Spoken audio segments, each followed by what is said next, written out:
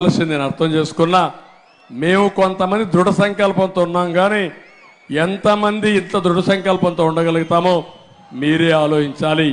అందుకే ఇన్ని కష్టాలు వచ్చినా అడుగు అడుగున మిమ్మల్ని అణగదొక్కినా మా వీర వనితలైతే అమరావతి రైతు మహిళలైతే శభాష్, మిమ్మల్ని మనస్ఫూర్తిగా అభినందిస్తున్నా. ఎవరు చేయలేని పని మీరు చేశారు. అలాంటి దీంతో మనం ముందుకు పోయాం. మళ్ళా ఉద్యోగస్తులందరికీ మంచి రోజులు వస్తాయి, మీ జీతాలు పెరుగుతాయి, పోలీసులకు పనిభారం తగ్గుతుంది, జిఎఫ్ వస్తుంది, పిఏలు వస్తాయి, డిఏలు వస్తాయి. మళ్ళా పూర్వ వైభవం పోలీసులు కుటుంబంతో ఆదివారం అయినా సరే హాలిడే ఇచ్చి మిమ్మల్ని ఆదుకునే బాధ్యత నాదని పోలీస్ సోదరులు కూడా విజ్ఞప్తి చేస్తున్నా. ఇవే కాకుండా ఇంకో పక్క చూసినప్పుడు ఈరోజు విద్యా వ్యవస్థను నాశనం చేశారు ఈ ముఖ్యమంత్రి. నేను ఒకటే అడుగుతున్నా మిమ్మల్ని అందరినీ, ఈరోజు విద్య అంటే మానసిక వికాసం. స్కూల్ బిల్డింగ్కి రంగులు కొడితే మానసిక వికాసం వస్తుందా తమ్ముళ్ళు అని అడుగుతున్నా. తెలివి వస్తుందా అని మిమ్మల్ని అడుగుతున్నా. స్కూలుకు రంగులు కొట్టి కుర్చీలు మార్చి డబ్బులు కొట్టేశాడు, అవి కూడా సెంట్రలైజ్ చేశాడు. ఏ స్కీమ్ అయినా తీసుకోండి, అదొక పెద్ద కుంభకోణం ఈ ముఖ్యమంత్రి చేసిన పనులన్నీ. అలాంటి దుర్మార్గాలు చాలా చేశాడు. కడాన విద్యా వ్యవస్థని భ్రష్టు పట్టించాడు.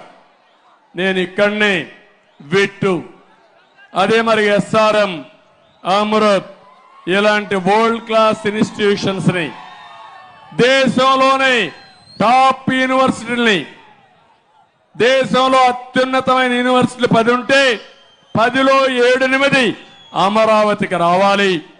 మంచి స్కూల్స్ రావాలి, మంచి కాలేజీలు రావాలి, మంచి హాస్పిటల్ రావాలి.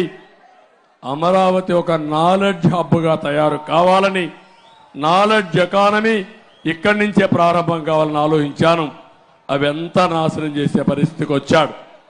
6 లక్షల మందికి ఫీజు ఇవ్వలేదు. పోస్ట్ గ్రాడ్యుయేట్ చదివే పిల్లల్ని, ఎస్సీ ఎస్టీ బీసీ పిల్లలకి ఫీజులు ఇవ్వకుండా, ఫీజు రియంబర్స్మెంట్ లేకుండా నష్టపోయే పరిస్థితికి వచ్చారు. ఇంటర్మీడియట్ లో నేను మధ్యాహ్న భోజనం పెడితే ఇంకో పక్క మీరు చూస్తే విదేశ విద్య అంబేద్కర్ గారి పేరు పెట్టిన ఇస్తే దాన్ని తీసేశారు. ఎస్సీ పిల్లలకి బెస్ట్ అవైలబుల్ స్కూల్స్ లో సీట్లు ఇస్తే అవి తీసేశాడు. ఇలాంటివి మీరు చూస్తే అనేక విధాలుగా నాశనం చేసి మొత్తం ఇష్టానుసారంగా చేశాడు. విద్యా వ్యవస్థని చేశాడు, ఆరోగ్య వ్యవస్థ భ్రష్టు పట్టించాడు. ఈరోజు మీరు ఒకసారి చూడండి, అన్ని వ్యవస్థలు దెబ్బతిన్నాయి. నేను అందుకే మీ అందరినీ కోరుతున్నా, మళ్ళీ రాష్ట్రాన్ని బాగు చేయాలంటే చాలా కష్టం ఉంది, అయినా కూడా సంకల్పం ఉంది, దృఢమైన సంకల్పం ఉంది.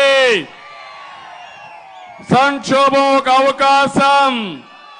ఈ రాష్ట్రాన్ని బాగు చేయడానికి మీరు సిద్ధంగా ఉన్నారా అని మిమ్మల్ని అడుగుతున్నా, సహకరిస్తారా అని మిమ్మల్ని అడుగుతున్నా. నాశనం అయిపోయిన వ్యవస్థల్ని మళ్ళీ పునర్నిర్మాణం చేయాలి. ఒక్క రోడ్లు చూశారా తల్లి ఎట్లున్నాయో?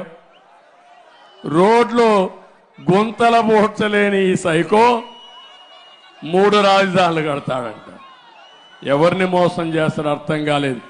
నేను ఒకటే చెప్తున్నా, ఈ ఒక్క అమరావతిలో ప్రభుత్వానికి రావాల్సిన ఆదాయం నష్టం 4-5 లక్షల కోట్లు. ఆ విషయం మీరు గుర్తుపెట్టుకోవాలి. సంపద అంటే ఆకాశం నుంచి రాదు, మన ఆలోచన నుంచి వస్తుంది. మనం సృష్టిస్తే, పనులు చేస్తే వస్తుంది.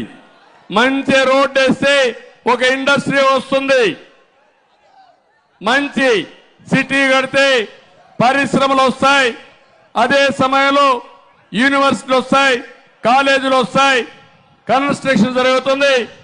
దానివల్ల ఆర్థిక వ్యవస్థ మెరుగవుతుంది, ఉపాధి అవకాశాలు వస్తాయి, ఎక్కడికక్కడ కొనుగోలు శక్తి పెరుగుతుంది. ఇది ఒక సైకిల్ కింద తయారవుతుంది. ఈరోజు మీ ఆదాయం పెరగాలంటే ఇవన్నీ జరగాలి. అయితే ఈరోజు జరిగింది మీరు చూస్తే ఎవరి ఆదాయమైనా పెరిగిందా? 5 ఏళ్లలో ఖర్చులు పెరిగాయా లేదా? పెట్రోల్ డీజిల్ పెరిగిందా లేదా? కరెంటు ఛార్జీలు పెరిగాయా లేదా? రిజిస్ట్రేషన్ ఛార్జీలు పెరిగాయా లేదా? పన్నులు పెరిగాయా లేదా? కడాన మందు బాబులు తాగే మందు కూడా రేట్లు పెరిగిపోయినాయి. పెరిగాయా లేదా? 60 రూపాయలు క్వార్టర్ బాటిల్ ఇప్పుడు 200 అయిపోయిందా లేదా? నాసిరకం అవునా కాదా? ఇవన్నీ అభివృద్ధి కాదు.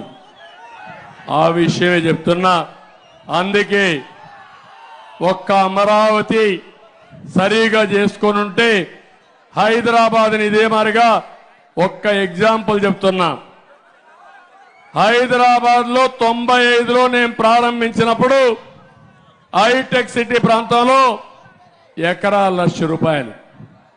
దానికి రోడ్డు కూడా లేదు, మట్టి రోడ్డు, కారు పోదు. అయితే మట్టి రోడ్డు కాబట్టి జీప్ పోయేది. అలాంటి ప్లేస్లో హైటెక్ సిటీ కట్టిన తర్వాత ఇప్పుడు ఎంత తెలుసా ఎకరా విలువ? 100 కోట్లు అవునా కాదా తమ్ముళ్ళు? మిమ్మల్ని అడుగుతున్నా. 100 కోట్లు. కోటికి ఎన్ని లక్షలు? 100 లక్షలు. 100 × 100 ఎంత? 10,000 రెట్లు పెరిగింది అవునా కాదా అని మిమ్మల్ని అడుగుతున్నా. అది సంపద సృష్టించే విధానం. అదే ఈ అమరావతిలో జరుగుంటే రాష్ట్ర సంపద పెరిగేది, ప్రభుత్వ ఆదాయం వచ్చేది.